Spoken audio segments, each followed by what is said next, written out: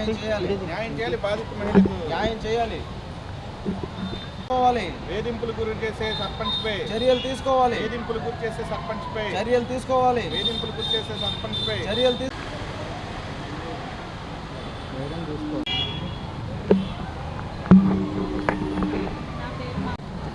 నా పేరు మార్త అండి. ముస్నూరు మండలం చక్కపల్లి గ్రామంలో ఉంటాను. భవిత గ్రామిక సంఘంలో విఓఏగా కొన్ని సంవత్సరాల నుంచి పనిచేస్తున్నాను. కానీ గత ఆగస్టు నెలలో సర్పంచ్ గారు నన్ను ఒక 5 లక్షల లోన్కి ఉంది ఇప్పించమని నన్ను అడిగారు. అట్లా కుదరు సార్, మా వివోలో మీ వైఫ్ లేరు కదా, వేరే వివోలో ఉన్నారు కదా అని చెప్పి నేను చెప్పాను. వేరే వాళ్ళ పేర్లు చెప్పాను, ఇప్పించమన్నారు.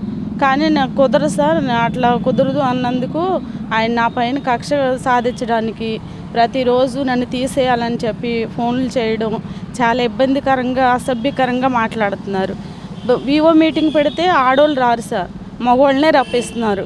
ఒక ఎస్సీ అయి ఉండి నా ముందు కుర్చీలో కూర్చుంటున్నామా, ఆమెను తీసేస్తాను నేను జాబ్లో నుంచి, అసలు ఆమె ఎట్లా ఉద్యోగం చేసిద్ది అని చాలా ఇదిగా వేధిస్తున్నారు సార్. నేను ఎవరి బండి పలానా ఆమె వాళ్ళ బండి ఎక్కి తిరుగుతుంది, వీళ్ళ కార్లు ఎక్కి తిరుగుతుంది అని చాలా అసభ్యకరంగా మాట్లాడుతున్నారు సార్. అసలు ఆ గ్రామంలో తలెత్తుకుని తిరగాలంటే చాలా ఇబ్బందిగా ఉంది. బతకాలో చచ్చిపోవాలో కూడా తెలియట్లేదు. ఈ చిన్న ఉద్యోగం కోసం ఆయన వేధింపులు అంతా ఇంత కాదండి. నాకు న్యాయం చేయాలని కోరుచున్నారు. తల్లిపోయిన సత్యనారాయణ గారు సార్, ఆయన సర్పంచ్ గారు కాదు సార్, వాళ్ళ వైఫ్ రాధిక గారు సర్పంచ్. ఆమె ఎప్పుడు రాదు. ఈయన నేను సర్పంచ్ని అని చెప్పి గ్రామంలో చాలా ఇది చేస్తారు. కుర్రోళ్ళందరూ వేధిస్తున్నారు. ఒక రజిత్ అని చెప్పి అతన్నేమో ఇది చేసి ఆయన్ని కలుపుకొని ఆయనేమో ప్రతి గ్రూప్ దగ్గరికి వెళ్ళి ఆమె ఇంత తింది అంత తింది అని చెప్తున్నారు సార్. ఏమన్నా ఉంటే నేను కట్టుకుంటానని చెప్పుకొని నాపై అధికారులకు చెప్పాను. నాపై గ్రామ సంఘంలో లెక్కలకి వేశారు. కొంత తేలింది, నేను కట్టేశాను. ఇంకేమన్నా ఉన్నా కానీ రికవరీ చేసి కడతానని కూడా చెప్పాను. కానీ అట్లా ఊరుకోవట్లేదు. చాలా ఇబ్బందిగా అసభ్యకరంగా మాట్లాడుతున్నాడు రజిత్. అయితే ప్రతి గ్రూప్ సభ్యురాల దగ్గరికి వెళ్ళి, అసలు మగవాళ్ళకి సంబంధం లేదు కదా సార్, ప్రతి గ్రూప్ సభ్యురాల దగ్గరికి రజిత్ వెళ్ళడం, ఇదిగో మీ డబ్బులు అంత తింది ఎంత తింది అని చెప్పి చాలా ఇదిగా మాట్లాడుతున్నారు. అసలు ఆ గ్రామంలో నన్ను బతకనివ్వట్లేదు సార్. తలెత్తుకొని తిరగలేని పరిస్థితి నాది. కనుక మీరే నాకు న్యాయం చేయాలని కోరుచు. రజిత్ సార్, చెక్కపల్లి అండి.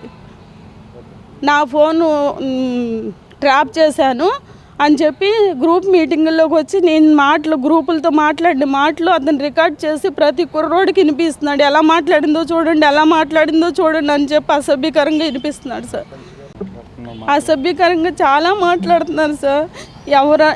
దారిలో వస్తుంటే ఎవరన్నా బండి ఎక్కించుకున్నారనుకోండి, ఏంటి ఆమెను బండి ఎక్కించుకొని తిప్పుతున్నావు నువ్వు, నీకేం సంబంధం అని అడుగుతున్నారు సార్. నేను ఎవరి కారులో ఎక్కి మధ్యరాత్రిలో తిరుగుతున్నానంట. వేరే వాళ్ళతో చెప్తున్నారు. అవి నా దగ్గర రికార్డ్ థింగ్స్ సహా ఉన్నాయి సార్. అందరికీ నమస్కారం అండి. ముఖ్యంగా మీడియా ప్రతినిధులకి మా ప్రత్యేకమైనటువంటి నమస్కారాలు తెలియజేస్తున్నాం. ఏదైతే ఈరోజు మరి మార్త గారు ఉన్నారో, దోమతోటి మార్త గారు, ఆవిడ ఒక చిరు ఉద్యోగం చేస్తుంది. ఆ చిరు ఉద్యోగం చేసే సమయంలో అక్కడ ఉన్నటువంటి చెక్కపల్లి గ్రామంలో ఉన్నటువంటి తల్లిపోయినటువంటి సత్యనారాయణ, ఆ సత్యనారాయణ అనే వ్యక్తి అతను సర్పంచ్ కాదు, అయినప్పటికీ కూడా ఆయనే సర్పంచ్గా వ్యవహరిస్తూ ఒక దళిత మహిళ పట్ల అసభ్యకరంగా ప్రవర్తించడమే కాకుండా ఈవిడ్ని సెక్సువల్గా వర్డ్స్ మాట్లాడుతూ, అదేవిధంగా ఈవిడ క్యారెక్టర్ని అసోసియేషన్ చేస్తూ, ఏదైతే ఎక్కడికి వెళ్ళినా కానీ ఈవిడ తిరిగిపోతూ ఈవిడికి మంచి క్యారెక్టర్ లేదు అని ఈవిడ యొక్క ఆత్మన్యూనతా భావాన్ని దెబ్బతీసే విధంగా ప్రవర్తించడం అనేది మేము చాలా దళిత సంఘ నాయకులుగా మేము చాలా బాధపడుతున్నాం. రిపబ్లికన్ పార్టీ ఆఫ్ ఇండియా ద్వారా మేము దీన్ని ఖండిస్తున్నాం.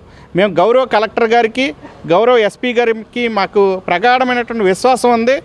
మేము ఈవిడ కనుక తప్పు చేస్తే ఈవిడ్ని శిక్షించండి. కానీ ఇటువంటి తప్పు లేనప్పుడు ఇటువంటి అభాగ్యులు దళితుల్ని ఏదో చిన్న ఉద్యోగం చేసుకోవడానికి బయటకు వచ్చే వాళ్ళని కూడా అన్యాయంగా, అక్రమంగా, దుర్మార్గంగా మరి ఇన్నేసి మాటలంటే ఈవిడ చనిపోతే ఈవిడ బిడ్డలకే ఎవరు రక్షణ అని ఈ యొక్క మీడియా ద్వారా అడుగుతూ డిప్యూటీ సీఎం గారికి, అదేవిధంగా మరి రాష్ట్ర ముఖ్యమంత్రికి కూడా మరి చెప్తున్నాము.